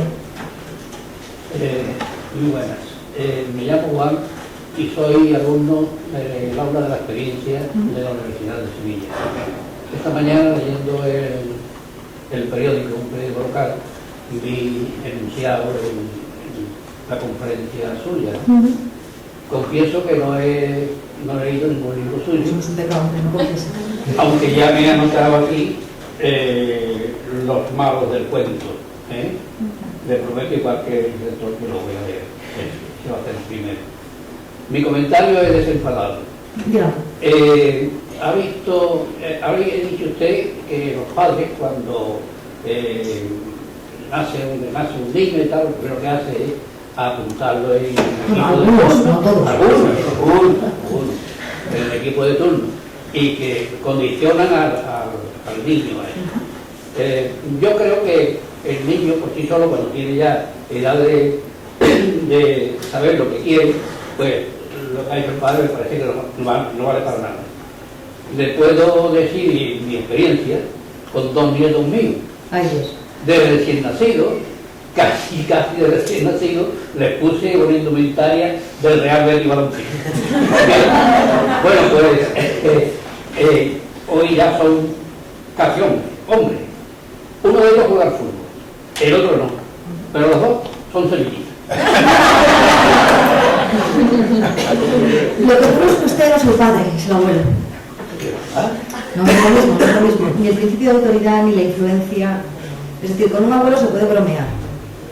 Con un padre no siempre. A un abuelo se le puede cuestionar y aún así las expectativas del abuelo son otras. El abuelo está para malcriar, ¿no? Ahora cada vez educan más, pero está sobre todo para malcriar. Ahora el padre no. Y las referencias son otras. Ahora, usted no pierda la fe. No, ya. Porque luego ya cuando nos hacemos mayores empezamos a valorar que el abuelo tenía razón. Ya lo he perdido, ya he cumplido 18 años, ya lo he perdido. Son muy pequeños todavía. Nada, eso puede cambiar. Por favor. Bueno, en primer lugar agradecerte la conferencia, que me ha parecido genial, y además sobre todo que la he disfrutado porque comparto muchísimas cosas. Cuando generamos el programa de Pixelada, había dos grandes preocupaciones, yo tenía dos grandes preocupaciones, una con la que ha terminado la conferencia, y es la búsqueda de la felicidad como gran motivación para prácticamente todo. Y otra, el hecho de que la universidad, veía yo que se encontraba en un sistema de aprendizaje que era todo tragar, para adentro. Y nos quedábamos sin la otra parte, que también en algún momento de tu conferencia has expresado. Sacar, dar, el poder dar, ¿no? Y poder dar interpretando también a través del estimulando el sentido crítico en una sociedad, en una cultura que estaba dominada, o sigue estando dominada fundamentalmente por la imagen. De ahí que era la imagen y la palabra. Entonces el objetivo era, bueno, aparte de aprender técnicas y tal, para aplicarlas a la educación, sobre todo poder sacar con el instrumento de la... Lo que pasa es que es una iniciativa ambiciosa, pero muy poco cómoda, tanto para el profesor como para el alumno. Porque lo normal es absorber un temario y luego montarlo encima de un papel. La parte de creatividad es mucho más subjetiva. A veces se puede caer en el riesgo de ser injustos, porque tu criterio o tu gusto no coincide con el del profesor o con lo expresado, ¿no? Sí, pero aporta muchísimo más. Apuntar también la conexión, porque tu conferencia ha sido muy densa y me gustaría tener a lo mejor oportunidad fuera de aquí de poderla desmenuzar más en lo que compartimos. La conexión también con las emociones. El proyecto Pixelada se funda en una experiencia que tuvo un oncólogo aficionado a la fotografía con sus enfermos de cáncer. Sobre eso me basé para diseñar Pixelada. Entonces, bueno, tiene todo un trasfondo de comunicación de emociones, de palabra y tal, impresionante, que me alegra y lo que quería era expresar la satisfacción de que vaya siguiendo hasta este punto de encontrarnos en el día de hoy y que personas tan importantes y tan de mayor trascendencia de lo que puede ser el taller que se está desarrollando aquí, pues esté en la misma onda que empezamos a trabajar aquí. Bueno, yo no puedo estar más de acuerdo. Que de nuevo, gracias. Un placer. Buenos días, me llamo Nayer. Para empezar diciendo que me ha parecido súper interesante su charla de hoy, porque he encontrado muchísimos puntos a los que estoy de acuerdo, ya que no soy coach como Anne, pero sí soy un aficionado al coach y me documento esto y doy cuenta del coaching. Quería empezar aportando una cosa a Juan, que ha sido el primero en hablar. A la hora de buscar cómo dedicarte sobre tu vocación, digamos, ¿no? Tu hobby, que al fin y al cabo es lo que te gusta. La creatividad viene, como bien dijo Ken Robinson, de estar en su elemento y saber buscar fuentes de inspiración. Yo te aconsejo que salgas de tu zona de confort, es decir, lo que ha dicho ella, que no se quedó en casa escribiendo, salió, viajó, aprendió idiomas y además también un modelo muy americano, muy yankee, que es la exquisitez de tu currículum personal. Que no tiene nada que ver con la oficina. O sea, no tiene nada que ver con lo que has estudiado, tiene que ver con lo que tú puedes aportar. Eso es, por ejemplo, lo que tú ¿qué estudias? Biotecnología. No, yo que no lo que me refiero es que, digamos que añadir no solo las competencias que tú has adquirido en tu carrera universitaria, sino, o sea, añadir a esas competencias tus aptitudes y cualidades personales que también has ido adquiriendo en tus hobbies. Por ejemplo, yo estudio educación y trabajo, educación social y trabajo social a conjunto, y soy voluntario en Autismo Sevilla con personas con autismo. También me gusta mucho la salsa y valoro una compañía. Pues yo en un futuro me he planteado hablar con Autismo Sevilla para enseñar salsa a personas con autismo. O sea, que hoy en día la creatividad es la base para buscarte las nuevas salidas laborales. Claro, es que fíjate que hay cosas que se pueden hacer con autistas. El hijo de una de mis mejores amigas es un niño de 7 años con autismo. Un autismo además bastante profundo. Tiene sonrisa social, tiene una serie de cuestiones, pero bueno, es muy complicado que ese niño pueda ser autosuficiente. Por lo tanto, están invirtiendo mucho en su educación para intentar estimularle al máximo. Que yo sepa, no hay ninguna iniciativa relacionada, por ejemplo, con la salsa. Y en cambio muchos de ellos son musicales, les encanta. Y la parte del movimiento, muchas veces el deporte, el saltar, el no quedarse únicamente anquilosados. Ahí hay un nicho de mercado. Y que se conduce no solamente pensando qué necesita otra gente, sino a ti qué es lo que te ha gustado. ¿Cómo lo asocias? Claro, con biotecnología ya nos cuesta, pero ahí verás. Por ejemplo, ¿cuál es el gran éxito de Punset? Divulgador a un nivel cotidiano de temas científicos. Hay 7.000 científicos que sin duda son mucho mejores en cualquiera de las materias. Pero la cercanía, incluso a esa parte de abuelito pasible, ¿no? Es decir, todo nos ha hecho acercarnos con una facilidad mucho mayor a temas que ni siquiera desconocíamos, y redes es un éxito. Easy, porque lo que estás proponiendo, Daniel, es un easy. Yo, mira, practico, digamos, coaching a nivel personal con gente cercana, ¿no? Con cobayas, que las llaman.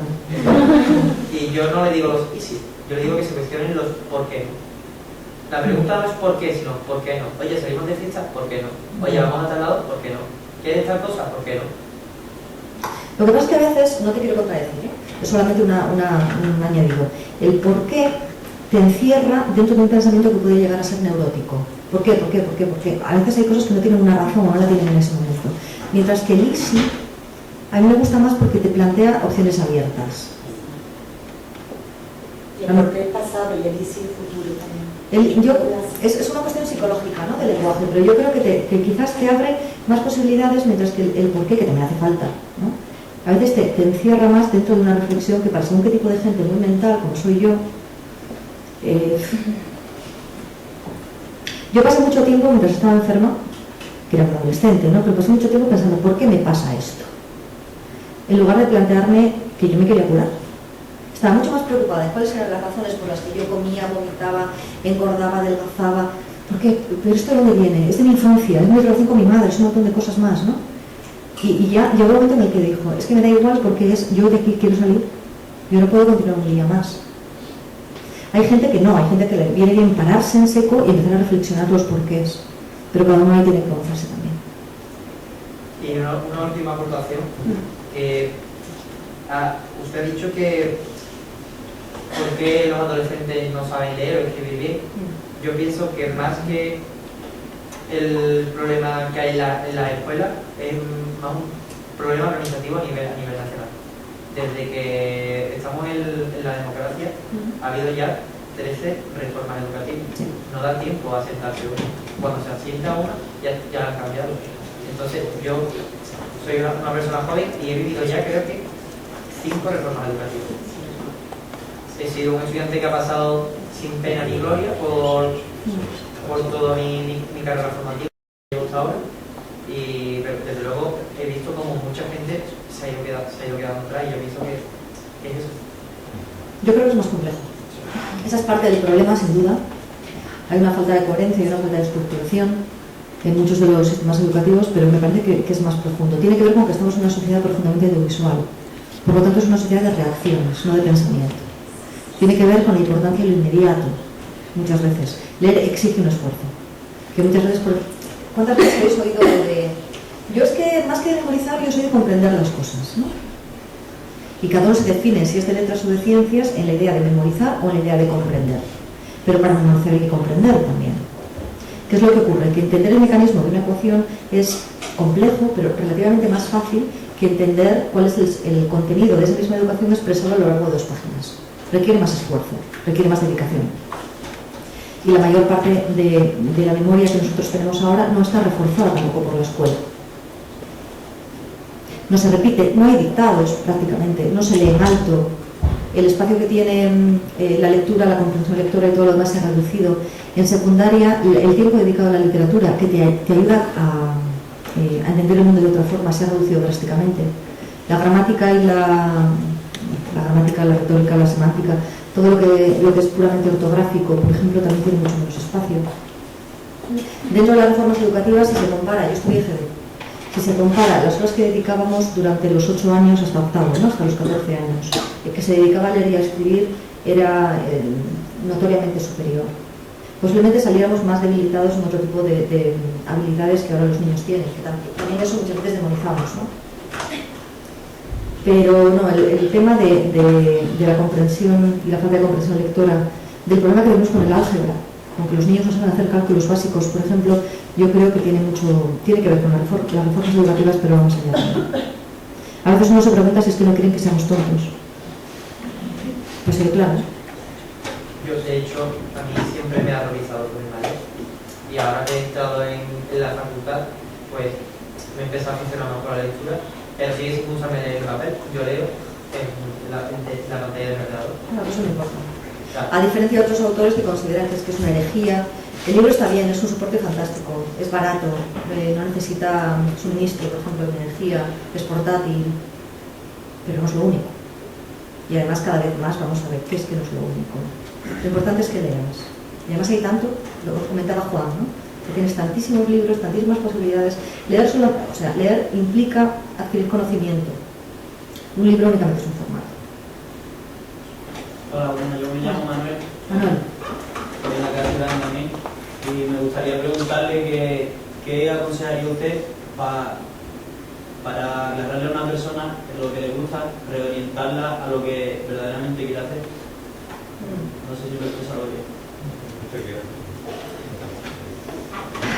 ¿Pero tiene claro lo que le gusta? No tengo... Claro, es que esa es la cuestión. Nadie, ni el mejor coach del mundo, ni el mejor psicólogo, ni la persona mejor intencionada, te puede enseñar qué es lo que tú quieres. Solamente a través de la prueba-error y a través de lo que de verdad te hace feliz, o de lo que te llena, o de lo que aquello a lo que dedicas más tiempo, puedes aprenderlo.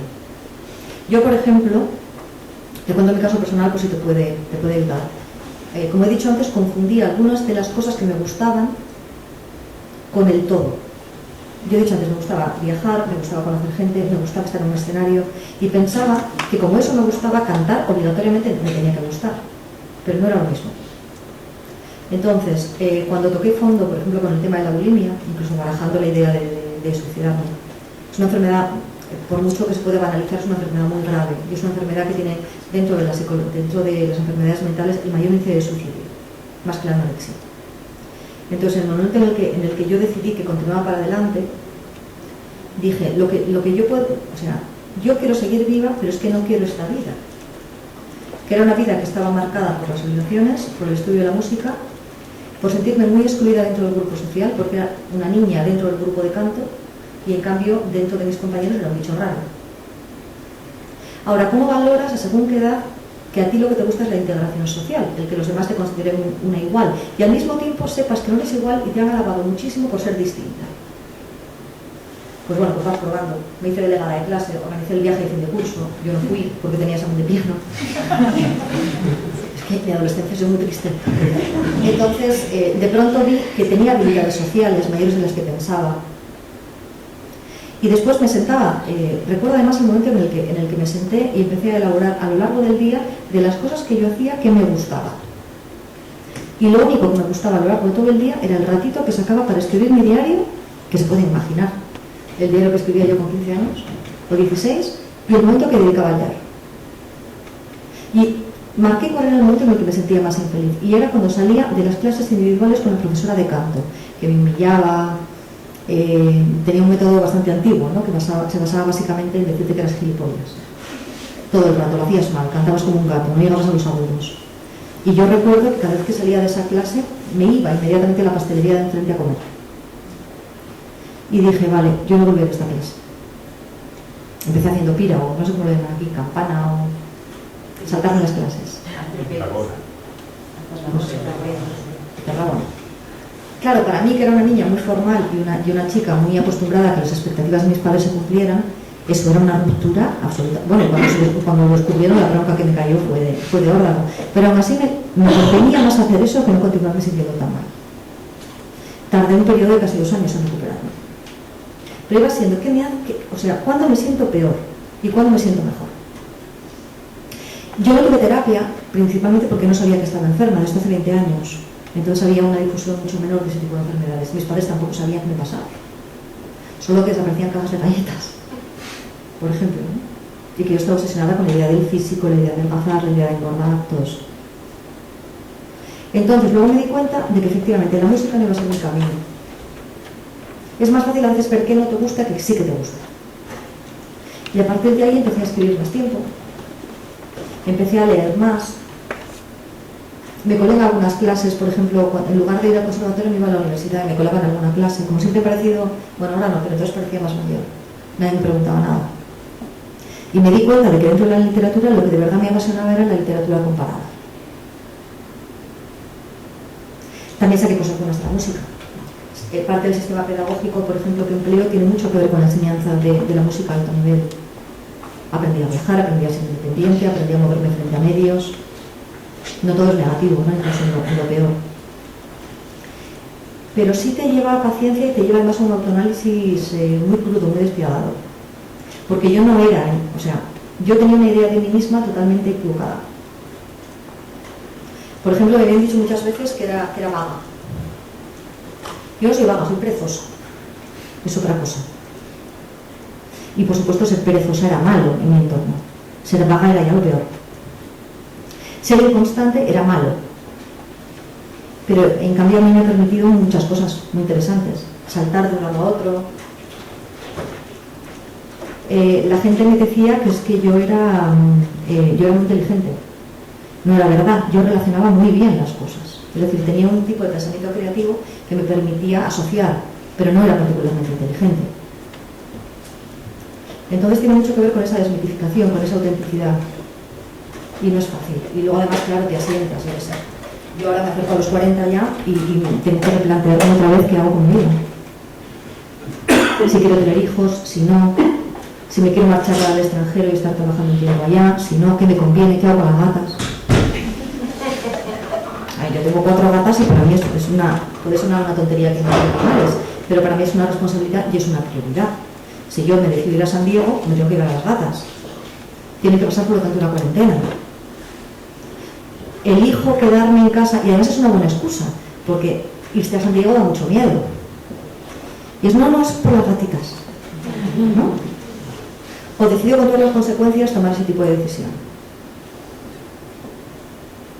Y luego yo misma ahora tengo a mi alrededor creado una serie de mitos, algunos de ellos muy halagadores, otros no tanto, que me obligan a reconstruirme como persona. En esta mesa se han dicho cosas muy bonitas de mí. Yo sé hasta qué punto son ciertas o no. O yo me las aplico o no me las aplico. O sea, es imposible que te puedas creer todo lo que la gente dice, tanto para lo bueno como para lo malo. Entonces, reconstruir esa identidad cada X tiempo es algo bastante saludable, pero es turillo. La ventaja es que tienes un montón de tiempo por delante. ¿Y tu familia te costó horrores? Sí, mucho. Yo además soy la menor, con mucha diferencia. Estaba muy sobreprotegida, pero al mismo tiempo también muy controlada. Mi hermana mayor era impecable como estudiante. Tenía peor leche que yo, pero en cuanto a lo que mis padres, por ejemplo, valoraban, estaba perfectamente claro que yo les iba a defraudar. Iba a dejar una carrera, iba a abandonar la música, a mi padre le encanta. Iba a confesar que había estado mintiendo mucho tiempo, saltando las clases. Suponía además una especie de salto al abismo en que yo no sabía tampoco si me iba a ir bien. Al final fue filología. Nunca me he dedicado exactamente a la filología inglesa, pero bueno, sí que me sirvió la carrera, ¿no? Para ellos era muy importante el que yo tuviera un título, para mí no lo era tanto. Lo saqué realmente un poco por ellos, ¿no? Yo creía que tenía otro tipo de mentalidad. Mi padre sigue diciendo que cuando yo dejé Derecho y la música, a él le subió la tensión y desde entonces tiene tensión alta. Yo ahora me lo tomo a chiste, pero con 19 años no era un chiste para mí. Yo vengo de una familia de pocos recursos, una familia normal, de clase media-baja. Habían gastado mucho dinero en educación. Entonces para mí fue dificilísimo. Fue de las, no exagero, pero de las cosas. Pero es que, no quiero ser dramática, pero en cierta medida era o eso o yo. O sea, continuar sacando una carrera que no me gustaba, sacando unas oposiciones, llevando un tipo de vida que no es que me obligaran a ella, pero bueno, entras en una inercia, te condicionan, y yo mientras tanto sintiéndome muy mal, ¿no? Yo no que era seguro lo que, obviamente, lo que soy ahora, a ningún nivel, pero me costó mucho. Luego con el tiempo tampoco pasa nada. Es otra frase que he repetido mucho. Mi padre ahora, en fin, de vez en cuando refunfuña y tal, pero hace poco ahora ya está mayor el hombre, sordo como el solo, y de vez en cuando dice, pues tampoco te salió tan mal. Y dices, no, esto viniendo de mi padre es ya como el mayor elogio. Tú has ido tu camino, has hecho siempre lo que te ha dado la gana, cosa que obviamente no es buena, ¿no? Para él, tampoco te todo.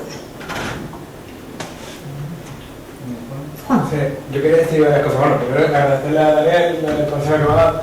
Yo bueno, también tengo hobby, por ejemplo, bailo estilo funky, no salsa, no es lo mismo, pero me gusta mucho bailar, cuentos, he hecho un curso de cuentos.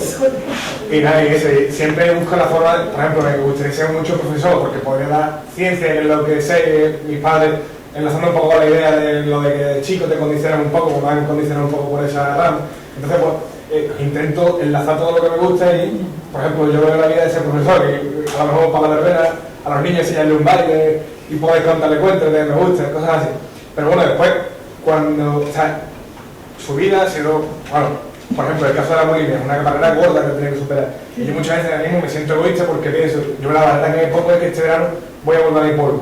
Entonces eso es como, aunque esta charla es como una charla de una inyección de decir, guau, tengo ganas de hacer un montón de cosas que me gustan, pero ahora mismo, porque sé que dentro de un mes está en mi pueblo y todas las ganas que tengo a lo mejor de hacer todas esas cosas, la realidad es que imposibilidad. Entonces, no es un tema por hecho, pero usted que ha ganado ya el premio tiene que tener como una, lo que hablaba de la fuerza, que nosotros no tenemos. Y más si me voy a un pueblo, yo vivo en Huelva, en un pueblo, entonces pues allí lo cierto es que no sale de mí, me considero un poco egoísta en el sentido de ese, de que sin llegar a los extremos como bulimia o todo rollo, sé que no voy a tener fuerza a lo mejor de esa capacidad. Yo quiero decirte una frase. Quiero decirte una frase que tiene que ver con eso que has dicho, y es de Bertolt Brecht, del gran dramaturgo alemán. A quien el suelo no le queme los pies, hasta el punto de desear gustosamente cambiarse de sitio, nada tengo que decirle. Para mí ha sido una frase que ha apoyado siempre esa actitud y esa voluntad que mencionaba el Tiro de reconstruir la identidad. Y para mí, yo me quedo con esa frase hoy, me quedo con esa frase de Tiro. Cada cierto tiempo reconstruyamos. Cada cierto tiempo hay momentos que parece que nos desestructuramos, que parece que las cosas que estaban más o menos claras tienen que ver con la área, tienen que ver con la tienen que ver con la vida, ¿no? Con el proceso de la vida.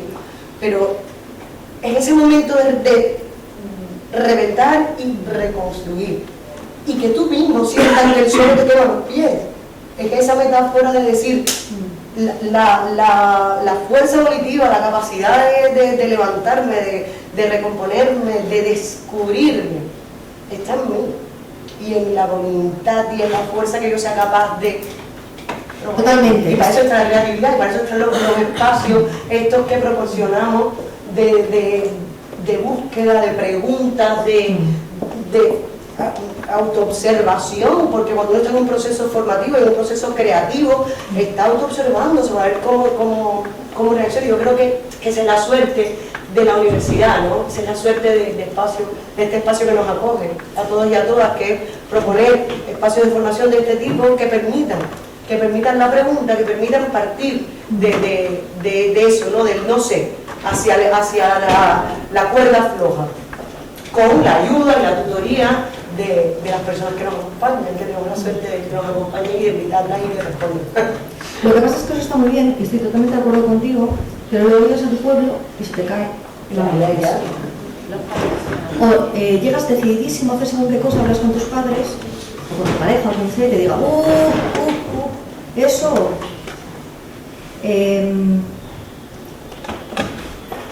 Tú estás poniendo un dedo en la llaga, que es reconocer que te falta esa idea, o ese impulso. Tienes que dar el otro paso. El otro paso es eso, como lo corrijo. Me asocio con alguien, por ejemplo. Me comprometo ya desde el primer día con una institución y por lo tanto, quiera o no quiera, todos los viernes tengo que ir a hacer según qué cosas. Me doy un plazo y si no cumplo ese plazo, es decir, herramientas tienes.